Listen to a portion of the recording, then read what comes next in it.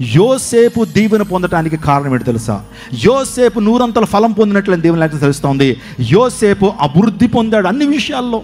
ఒక బానిస పిల్లవాడు, తన సొంత అన్నుల చేత అమ్మివేయబడినటువంటి యోసేపు 13 సంవత్సరాల్లోనే ఒక ఈజిప్ట్ దేశానికి, ప్రపంచాన్ని ఏలుబడి చేస్తున్న ఒక సామ్రాజ్యానికి చక్రవర్తి తర్వాత ఒక అడ్మినిస్ట్రేటివ్ ఆఫీసర్గా మార్చబడంటే యోసేపు పరిశుద్ధను కాపాడుకున్నాడు. నా ప్రియ దేవుషనాగమా, చాలామంది యవనస్తులు అనొచ్చు, మడి కట్టుకుని జీవిస్తే మాకేం లాభం కలుగుతుందండి, పరిశుద్ధంగా జీవిస్తే మాకేం లాభం కలుగుతుంది?